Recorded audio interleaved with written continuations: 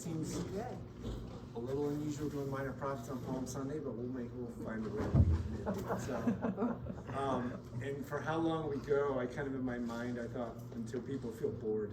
So we'll do them, and at some point they become a little repetitive, but we'll set them up today. And some weeks maybe we'll combine some that seem to fit together because there's some key themes that kind of happening over and over. But I was thinking back, I don't think we've ever done anything with prophets. So I thought, why not hit it? So today we'll do kind of an overview of who are the prophets, and we're going to do a little history because what's important is to figure out where they fit in. And they're speaking in specific moments of time, so it kind of depends on when and where for us to kind of get their full grasp of what they're trying to say. But let me open us in prayer and then we'll get going.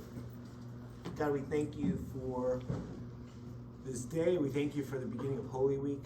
God, I pray as we journey with you to the cross and to the tomb.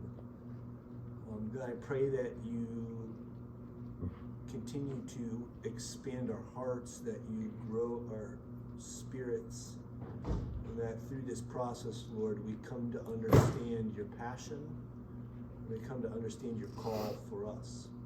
So God, I pray that you just bless this time. Help us as we think about the prophets and what they have to say to us today. We pray this all in Christ's name. Amen. So let me do a quick setup to our prophets. And if we go back to Sunday school days of old and when you're a little kid and the history of Israel, Israel's history, as the Bible tells it, has a high point.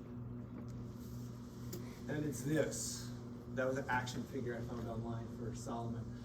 This is King Solomon. And if you remember, when Israel comes into the land, at first they don't have kings.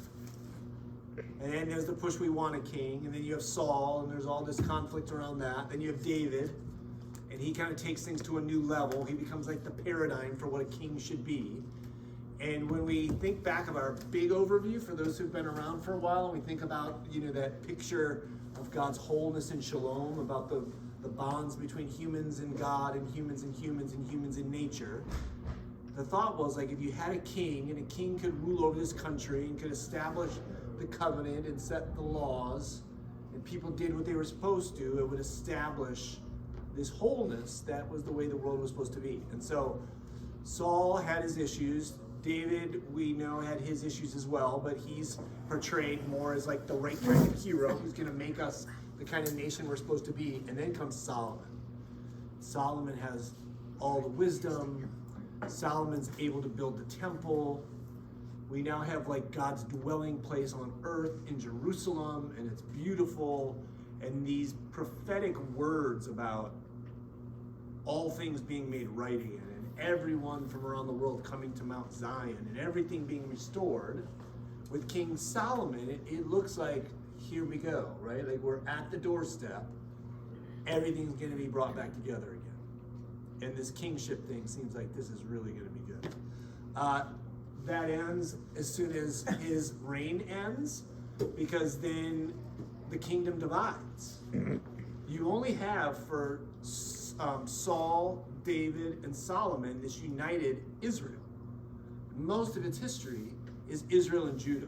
They break apart. Most of the tribes, of course, are Israel. Judah stands alone. And this is most of our biblical story. And so this picture of the kings are the ones who will save us kind of like goes in the ditch. And at that point, it's almost like we get a new voice. Like, how will we think about being restored? Who will set the direction if it's not the kings? And this is where the prophets come in. And so, let me just say a quick thing history-wise. So Israel and Judah becomes the divide. Israel's northern kingdom, Judah's southern kingdom. And here's the thing I want to point out.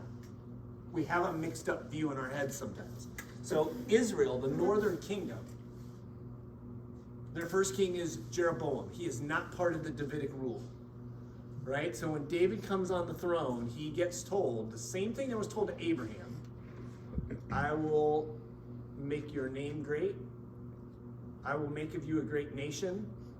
I will bless those who bless you and curse those who curse you, and I will give you all this land. It will be yours. But then it adds, and your dynasty, your house shall never end. So that Abrahamic promise gets reinstituted with David, but it says, so Saul is king, his son after him kind of rules, but there's this jockeying with he and David. But then David comes to the throne and says his rule will be forever. Jeroboam, the king of Israel, is not of the line of David. He is a usurper. He was a rebel who's like, we can't put up with this stuff anymore. And he becomes the king of the northern kingdom. Okay? Which, from the Bible's perspective, says this whole place is messed up because Israel is not of the Davidic line. So Jeroboam the first, and he does something, we've talked about him before in class when we talked about Exodus, because he does something really interesting. He doesn't want the people to go to the south, and the main reason to go to the south is to worship at the temple. And so he's the one who sets up a golden calf at Dan, which is the farthest north, and he sets up a golden calf at Bethel, which is right at the boundary before you'd go into southern kingdom and go to Jerusalem. So he basically said, listen, wherever you live in Israel, there's a closer place to go worship than all the way down to Jerusalem, and you got to deal with the crowds and all that chaos, right? So, because when you went to the temple and you brought your offerings and your tithes, that's basically taxation. So he's like, why take it out of state? Just stay here. But to the prophets, right, and according to the law, he's the one who sets up idolatry. And remember, this is why we say there's that strangeness in the passage in Exodus when Aaron and everyone sets up the golden calf. Because it's plural. These are your gods who brought you out of Egypt. Just wait, there's only one golden calf. So there's this interplay between these passages where it's probably written later, reflecting back and say, that whole thing going on when they rebelled at Mount Sinai, it's like the spirit of Jeroboam who sets up golden calves. Does that make sense? So to the biblical tradition, the northern kingdom's always a train wreck because they're not worshiping in the true place, nor are they of the Davidic line. So in the Bible, they're the bad guys. It's King Ahab, it's Jezebel, it's all these people. But if you look at them just for like a historian, the capital of Samaria, they have the shrines that I mentioned. They're the powerhouse. They're the ones that other ancient Near Eastern rulers in places like Assyria talk about. We don't hear them talk about Judah. Judah's the smaller place. Judah has less people, less military, less commerce, but they have some important things. They have King Rehoboam, who is the son of Solomon. So it's Davidic line. They have that going for them. They have the capital of Jerusalem, the holy city. And in that capital, of course, is the temple. I'm in your way here. The temple is in Jerusalem. And so, for the prophets, they're like, okay, this is what God expected. Okay? So one of the things I'm bringing this up, because when we read the prophets actually will speak, some speak to this place, some speak to that place. All right, so we'll group them a little bit, but that's why I bring this up, like, because they're speaking to specific situations during the time of specific kings during these specific times. Does that make sense?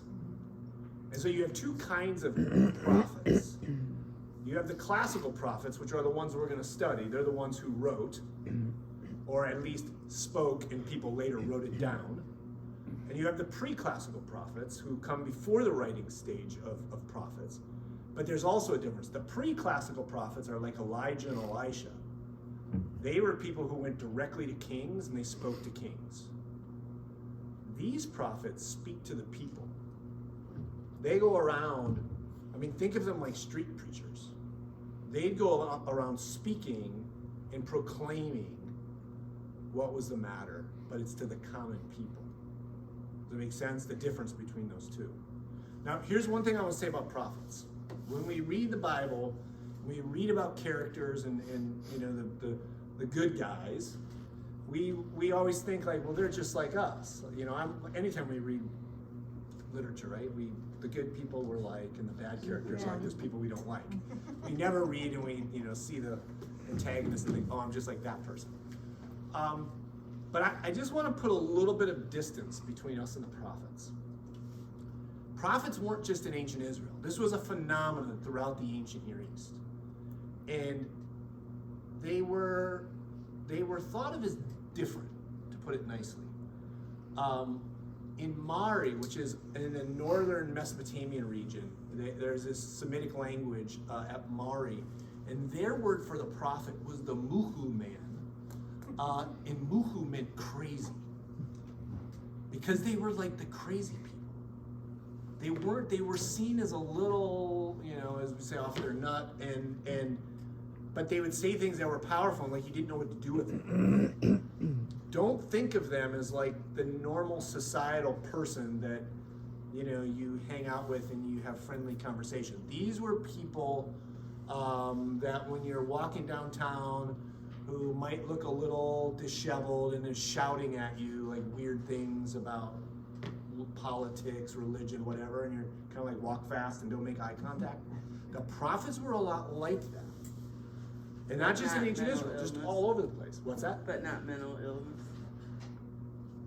We have no way of knowing, right?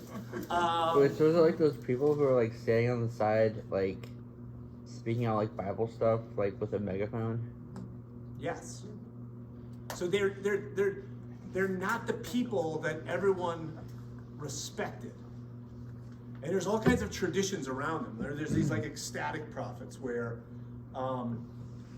remember the Bible story? This is like an obscure story, but remember that story where Saul is out and he's looking for the lost donkey just before he becomes king?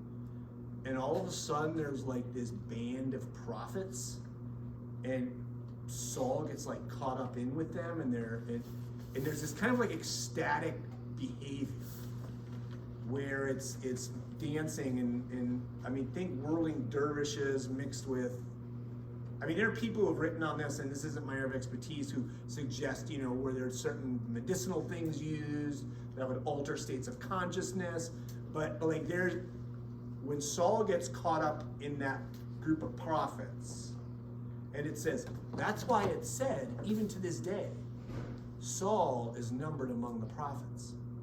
That is not a compliment. That's like, Saul's one of the prophets, right? Like he's a little bit off his rocker. So the prophets are a bit unusual. And even in biblical stories, we have stories about, we'll read Hosea, where the person marries a prostitute to make a point. We have a story of a prophet who wanders around naked through the city for years. We have prophets who do really unusual things. One of my favorite prophet stories isn't from the Bible, it's from Josephus. And some of you maybe have heard me tell this story before.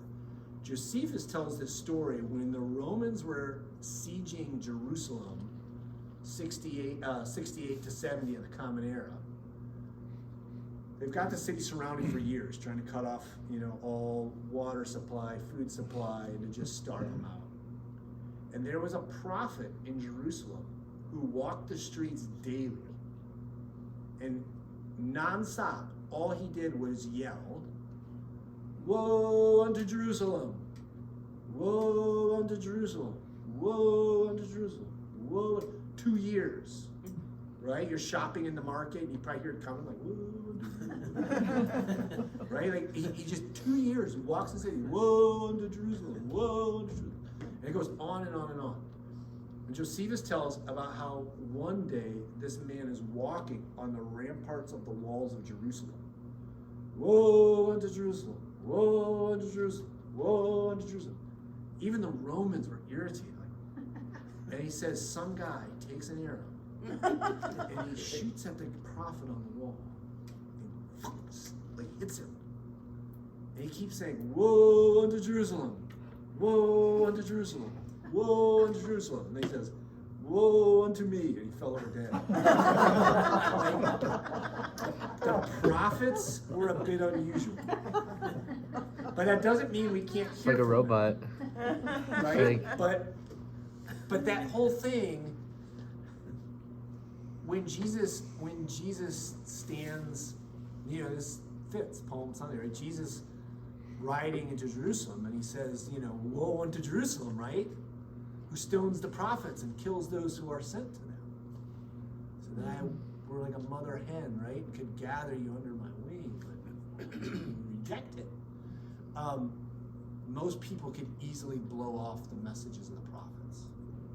Because they're, again, if you're walking downtown to the Red Scheme and that guy's screaming something crazy at you, even if there might be some truth in it, it's easy to just speed up your walk. You don't stop and listen to those people, all right? So I want to give you that framework for how we think about prophets, okay? Any comments or questions? Yeah, I have a question. Yeah. So what's the time frame for this first king? Is it the same? Does Jeroboam and Rehoboam, Yeah, are at they the same time. ruler at the same time? Yep, and that's 931 Okay. of BCE. Okay. I was trying to remember when we did like an overview, I think, recently of history. Did we? I can't remember what I've done. Yeah, I think you did kings and stuff. Yes. Did I History? give you guys the handout that had all the kings, Northern Kingdom, Southern Kingdom? It's about a 12-page packet. I think so. I think I have a folder with that. Something like that. Okay, I'll bring some in because it kind of shows them, because that's why when it will talk about a lot of these prophets, it'll say when so-and-so was king of Israel and so-and-so was king of Judah. Because you have like two side-by-side kingdoms that are related, right? They know they have history together, but they don't always get along. Yeah. And I'm going to show you some more timeline stuff here. This gives you a picture, right? Step out of the way. This gives you a picture of Northern Southern Kingdom. Turn the light off. Would that help? Would that help? If you look at this area today,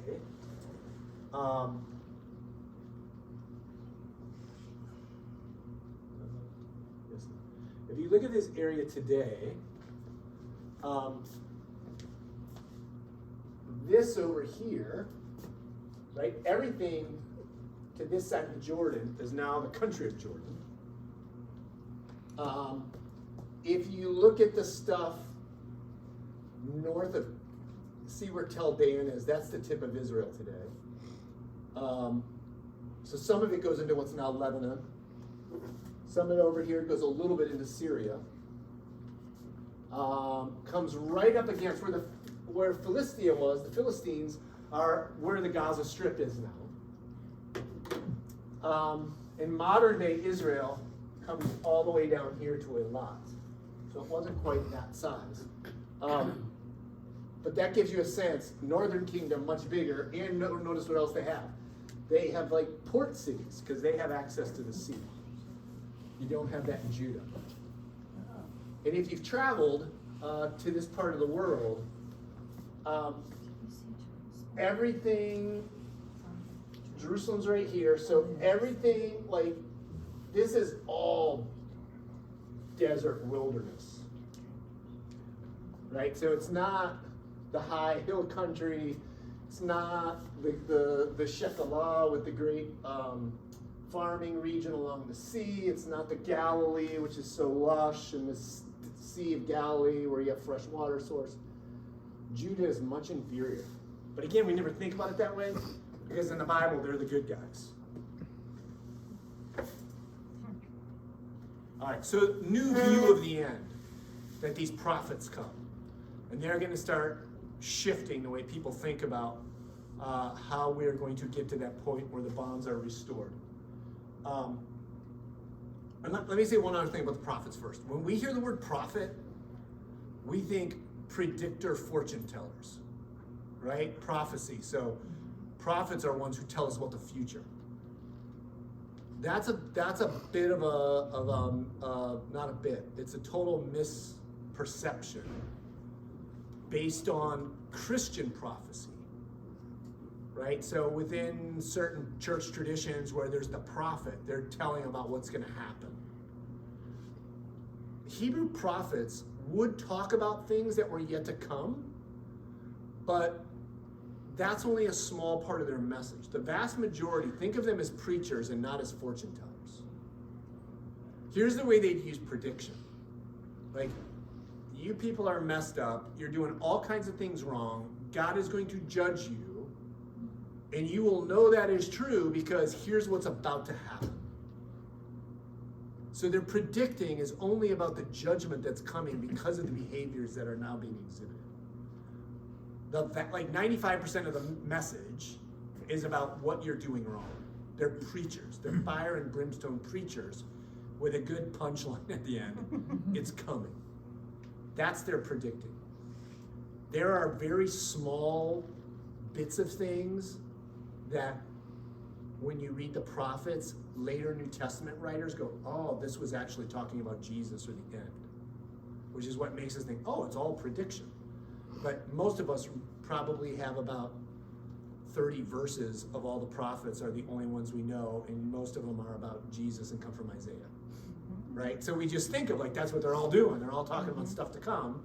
And so when you read a certain genre, and I keep reminding myself I'm being videotaped here, it goes on the internet. When you read a certain genre that tells us about everything that's going to happen in the world, and that's wrong with the world and what's going to happen, whether it's about, famous was a little book when the Gulf War started about, the Middle East, oil and Armageddon, and it interpreted everything about that, or about the Cold War days, or about the European Union, or pick your current thing that signals the end of the world.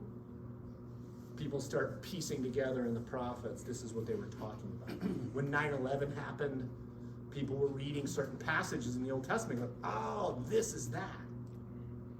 And again, maybe not, with a little emphasis on maybe not, because that's not what the prophets were intending to do. So here's the thing we always say about all biblical interpretation. Our assumption is we interpret it through the mind and the lens of the people whom it was spoken to.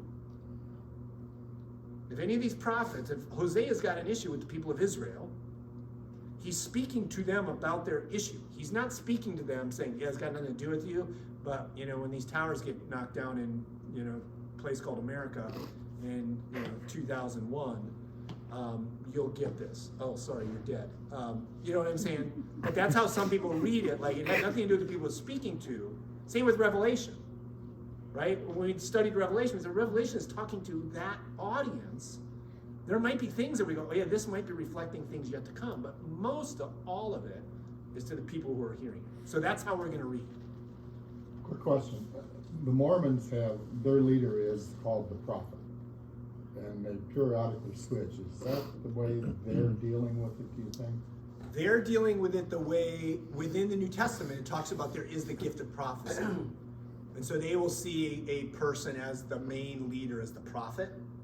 Within different Christian traditions today, there is still the idea that there's prophecy and that there are prophets. But those people tend to be predicting. So there's a little shift in it. Yeah, but so the Mormons, that tradition around a prophet would fit more readily, I think, with New Testament picture of prophecy. Good question. All right, so major theme, this picture of the end, is Day of Yahweh, which in our Bibles is Day of the Lord, all caps. All right, and this is going to be in every prophetic book, basically. It says Day of Yahweh is coming. And the first book we'll look at will be Amos, which totally turns this on its head. Because Day of Yahweh was when the Lord will come and make all things right in the world. And so everyone was excited, like, oh, yeah, Day of Yahweh, everything's good, and we'll get what's due us. The prophets are going to use this term and they're going to shift it, okay? And here's how. Day of Yahweh starts with judgment. And Amos will do this thing where he gives judgment of all the people around. And like, yeah, it's the Day of Yahweh, get them. And then it's like circling a bullseye, and then wham, he hits them. And he starts saying that this is, why are you asking for Day of Yahweh? It's dark and gloominess. It's not light. And the famous passage where he says, it's like the person who, runs away from a lion to be chased by a bear to get home to his house and lean up against the wall and get bitten by a snake. That's the day of Yahweh.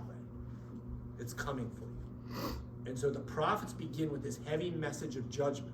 And the judgment is because of sin. And let me back up. That sin, I didn't put it on here, that sin is usually linked to syncretism. So here's our word of the day. Syncretism is this idea of worshiping Yahweh in ways that were supposed to be for other gods and deities. So during the time of ancient Israel, they are agricultural people. The main agricultural deities of their day were Baal Hadad, the storm god who brings the rain, Anat or Asherah, who are fertility goddesses. Yahweh was a god of war. That was probably his earliest, he was the warrior god. And when you're nomadic peoples moving around and you're constantly in battle and struggle, that's what you need, right? You need that guy who's going to protect you. And I say guy intentionally. Yahweh is a masculine name. He is seen as a masculine figure. In the other religions, you have masculine figures, you have female figures, you have different beings who do different things. So for the Israelites who were wandering people and nomadic, once you become landed people and you begin to depend on the weather cycles, just like any other farmer, well, then it starts to make sense why I might need to worship those other gods. And so what they started doing is taking ways that they worshipped Baal and Anat and bringing them into Israelite worship of Yahweh. So it's this kind of blurring that makes the prophets really mad. And so we hear very deliberate things about the kinds of worship that goes on in the temple. That's after other gods. Ezekiel talks about this. We hear about kinds of worship created to fertility cult, created to all kinds of practices, which Yahweh's like, I don't want any of this stuff. And so this is going to be the rub. What's the appropriate way and place to worship Yahweh? Which is we're going to talk about, most of us will go, that's got nothing to do with us. But I think we're going to find in the end, that message around syncretism has a lot to do with us. Because what we're going to find is we also, because they unknowingly just thought, well, this is the way you worship. I think we're going to find we take all kinds of cultural aspects and we move them into our ways of viewing God and worship and what it means to be church. We have our own syncretism. But it's unpopular when you do that, and that's why they kept killing the prophets as well. Don't tell us what we're doing is not right. So, with that comes judgment, and the typical judgment is going to be exile. It's going to be a foreign enemy's coming, they're going to destroy your home, and they're going to take you away to a faraway place. Okay? This is what the ancient powers in those days did. When they took you over and they worried about rebellion, they took the leaders, the wealthy, and they drag them off to wherever their home is.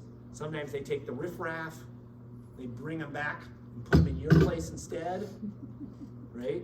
I give you the state of Georgia, right? That's what happened in Georgia. Georgia was an early British penal colony.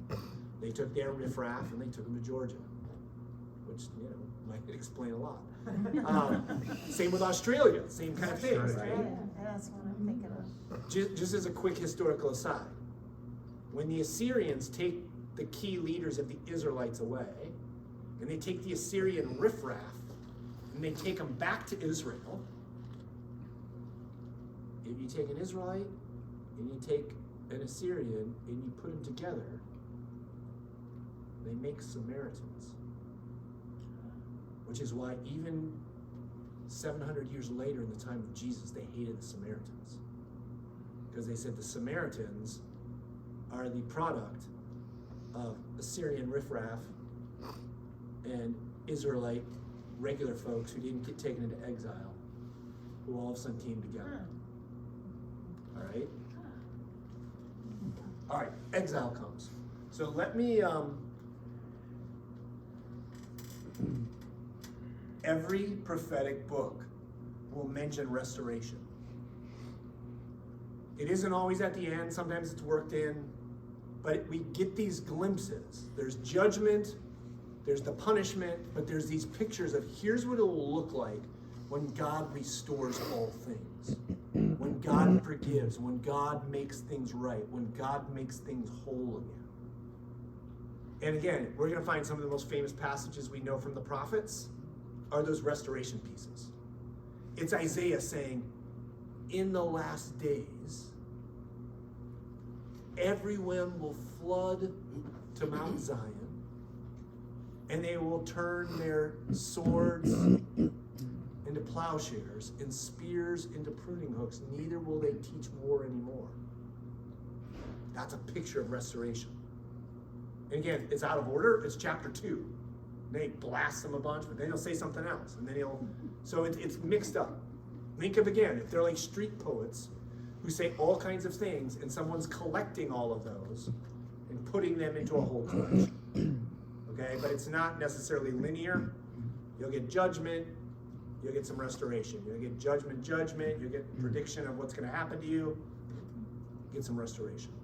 That's the way most prophetic books work. There's one caveat, and we'll talk about that in a little bit. Questions about that? All right. Here are the key dates for us to think about. We're going to show how the prophets fit around these. So the first one is you're going to have prophets talking about the day of Yahweh, and the day of Yahweh is coming, and Israel's going to get destroyed. Talking. Then in 722, they're like, oh my, it happened. And that's when Sargon II comes, destroys Samaria, destroys the northern kingdom, takes the leadership away, brings some Assyrians, drops them in. Then we'll start to get these prophets to the southern kingdom saying, hey, Jerusalem, day of Yahweh is coming. And they're going to be like, oh, just wait. They just said that about the northern kingdom, and look what happened. 587, Nebuchadnezzar II comes, destroys Jerusalem, destroys the temple, people flee, people are taken into exile. We will have prophets speaking in exile. And then in 538, they can return under the Persian Empire. They're going to build a temple again, they're going to build walls again. But we'll get some prophets who speak after this, who warn about what may be coming. Is that Solomon? The time of Solomon? No, Solomon's up. Solomon is 931, and Solomon's temple falls here. This is going to be the period after this is going to be periods of like Ezra and Nehemiah, but we don't have kings because the Persians will only allow governors. So this is a period of time where Judah is a province of the Persian Empire. Okay? Find more history than you thought you'd get in a Sunday school, but it's going to help you find a place to put the prophets. But this is fascinating. Does that make sense? Yeah. So here's why I give you this, because okay, so look at this. This was what I had printed off for you. I'll bring this in. It's sitting on my kitchen table. Just where it should be. If you look at the time frames, you see you have the two kingdoms, and you have Jonah, Amos, Hosea, Micah, and Isaiah are speaking to the northern kingdom. 722 it falls. Then, during Judah alone, you're going to get Nahum, Habakkuk, Zephaniah. Babylonian exile hits. You're going to get Jeremiah. Lamentations is not a prophetic book, but traditionally it's ascribed to Jeremiah, so that's why this puts it on there. Again, in Jewish tradition, Daniel's not a prophet. He's one of the writings, but this puts him up there. In exile, you get Daniel and Ezekiel. So again, Ezekiel is someone who is living in Babylon, speaking back about what happened. 538, they return from exile. This is where we get Haggai, Zechariah, Joel, Obadiah, and Malachi. Okay, so this gives like some relative dates. I'll give you that. I'll bring it in next week if you're interested. If not, you should compost it. Will the six bowl on Easter? What's that? No, not next week. Couple weeks. Questions about this? And so this is the history I was telling you and showing. So those prophets are grouped to those time periods.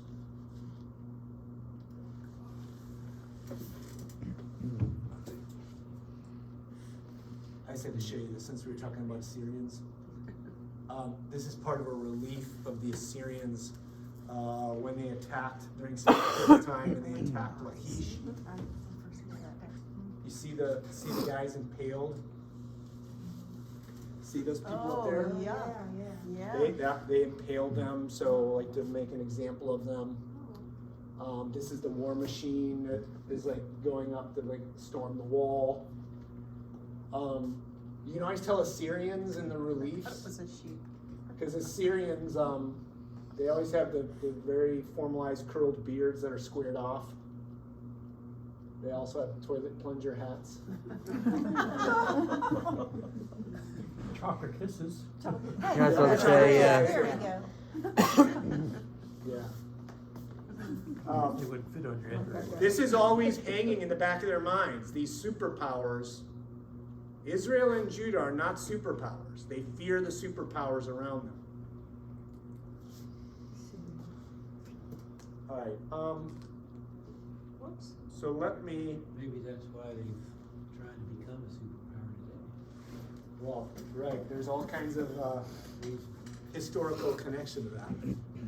Let me. How are we on time? Can I tell you a story that you all know, but tell it to you in a new way?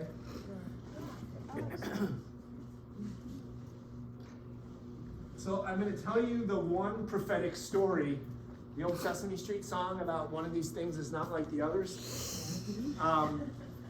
One of our most famous prophets, but the prophetic book of this prophet is nothing like any other prophetic book.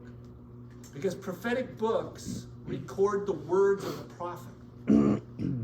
Prophetic books are their message. Okay? There's one prophetic book which is actually not the words of a prophet, but the story of a prophet. Okay? And one of my professors, may his name be remembered, Rabbi Hanan Brichto, wrote and taught on this and shaped how I thought about it ever since.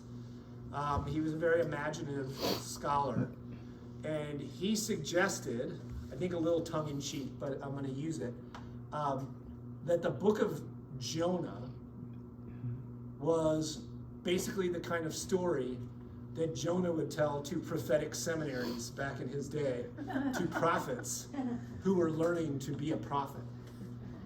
Because most prophetic books, like I said, are the words of the prophet. We only get a handful of words of the prophet Jonah. But let me retell our story, because he is very much like a paradigm or a picture of how we should think about prophets. And again, here's what I'm going to ask of you.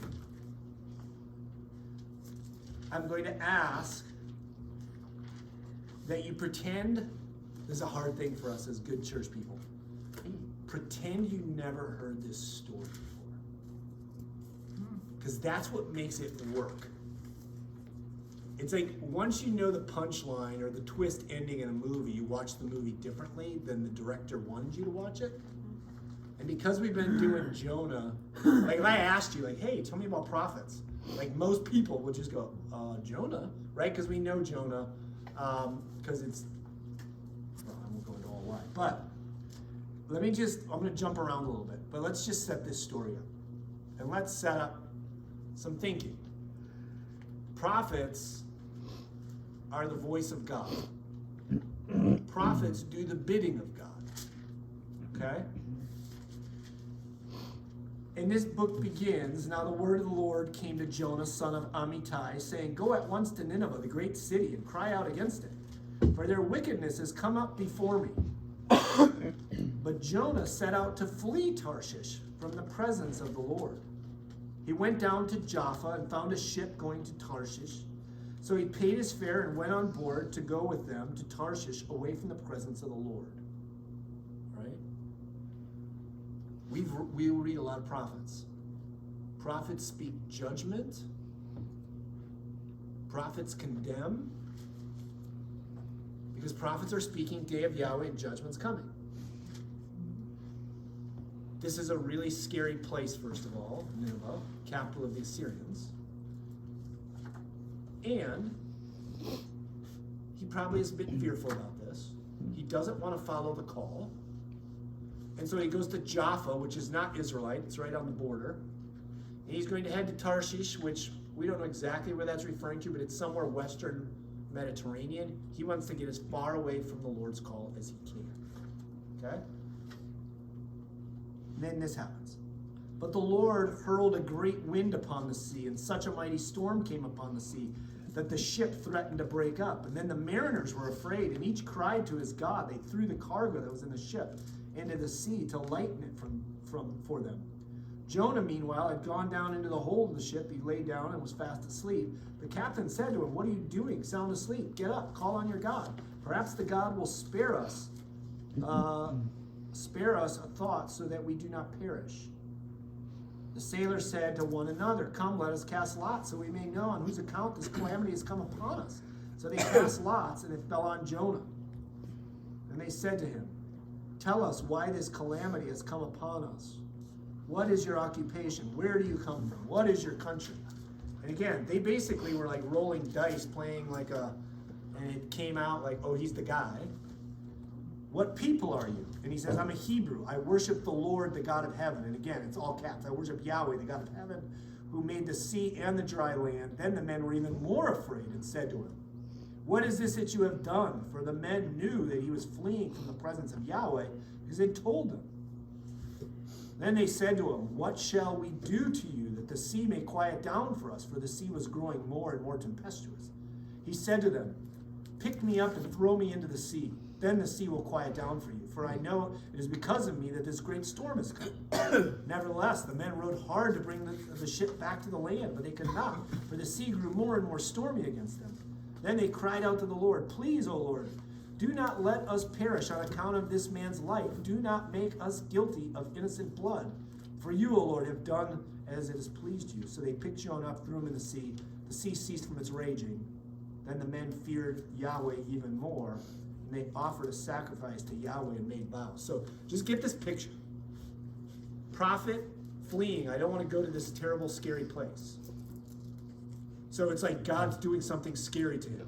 Then he gets on a boat, and God appoints a storm. Storm comes. These people are scared. Again, the foreigners, the non-Yahweh followers are like, we wouldn't want to do this violent thing and throw this man overboard. Like, how dare we do this bad thing? They try to row back. We don't want to kill him. They do. They finally like, okay, God, you're making us. This is what the lot said. They throw him overboard. Everything goes calm. And then a large fish comes and swallows him up. And it says the Lord provided. The Lord also, he appoints a fish. Fish swallows him up. He's in the belly 3 days and nights. Then he has this psalm while he's in the belly. And then in chapter 3, the word comes to Jonah a second time saying, go, get up, same message. He goes, it tells this city so large, it's a 3-day journey across it. All these people, he puts on sackcloth and ashes, right? He's going to do the mourner thing like the crazy prophet. Walks through the street. Here's the only message it gives us. 40 days more and Nineveh shall be overthrown. And the people of Nineveh believed God and proclaimed a fast, and everyone, great and small, put on sackcloth. Okay? Everybody fasts and mourns because he says this. Then, here's a key to the book. We get this. Meanwhile, here's another perspective on it. This happens. This is the bottom line. Everybody repents. But here's how it comes about. News reached the king of Nineveh. He rose from his throne, removed his robe, covered himself in sackcloth, sat in ashes. Then he made a proclamation. By the decree of the king of his nobles, no human being or animal, no herd or flock shall taste anything. They shall not feed, nor shall they drink water. Human beings and animals shall be covered with sackcloth, and they shall cry mightily to God. All shall turn from their evil ways and from the violence that is in their hands. Who knows? God may relent and change his mind. He may turn from his fierce anger so that we do not perish. Now, let me just point this out, because this is like awesomely absurd. He's saying something that we never hear anywhere else, anywhere in the ancient Near East. One, the people are to fast, but animals should fast. Then he says, we should put on sackcloth and mourn, and the animals should put on sackcloth, right? It's like the people that dress up their dogs. We hear this nowhere. It's almost like over the top. And then there's this great line where he says, you know, and we stop from our evil and stop from the evil in the violence our hands have done. The normal expression, yad, hand in Hebrew, that's the phrase, the violence our yad has done. It uses kaf, which means palm, but it can also mean like hoof or paw of animal. Like so the animals who are doing all kinds of violence, like these bloody animals. It's like so over the top. And then God relents, right? Wow. That's part of the story. Same way we got two pictures of it. We get the first picture where it's like the overall picture, and then we get here's how it actually played out. The same happens with Jonah. The first is the bottom line. This was very displeasing to Jonah, and he became angry. He prayed to the Lord and said, "Oh Yahweh, is this not what I said while I was still in my own country? That is why I fled to Tarshish at the beginning." Here's the switch. Everything God has done has been big, bold, seems violent, throwing storms, bringing fishes, preaching judgment. That's not why Jonah didn't go.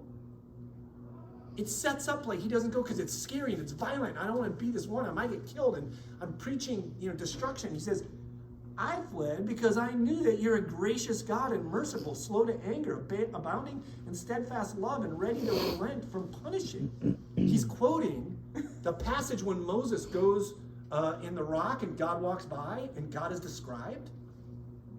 Every time in the Bible someone quotes God, it's kind of like when your kids quote you back to yourself. That's not done out of niceness.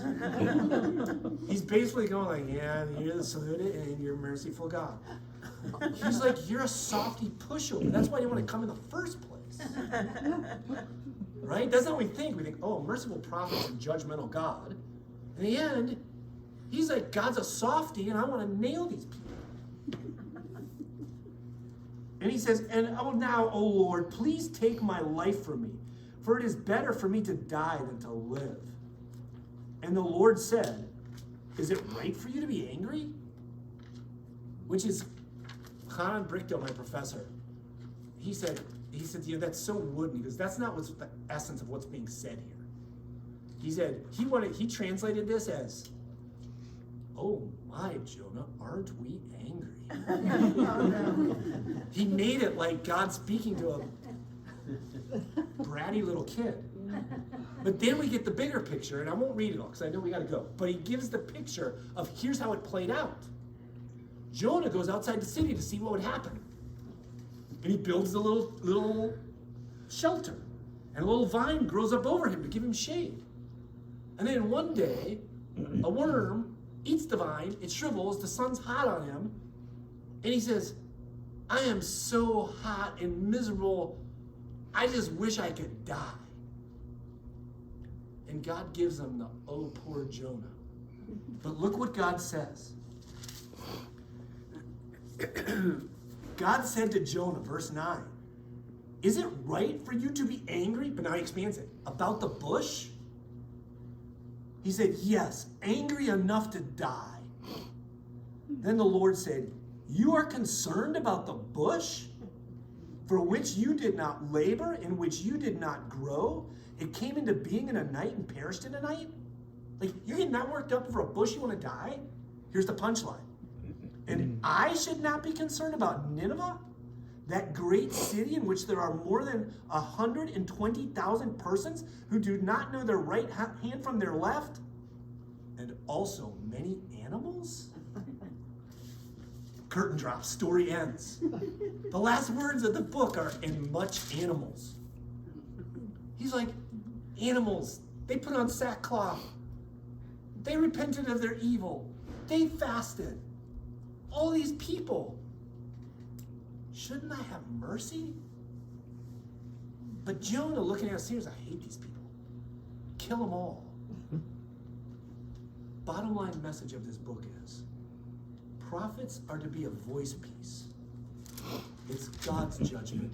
It's God's mercy. And as the passage is quoted in a mocking way from the Exodus, God's mercy is much greater than his judgment. And we don't get to choose when and where mercy happens. Let's pray. God, you are good to us. Help us hear the voices of the prophets. As we enter into Holy Week, we are powerfully reminded that your mercy is 1,000 times greater than your judgment. Be with us in this study. Be with us in worship. Be with us in this week as we journey to the cross. We pray in Christ's name.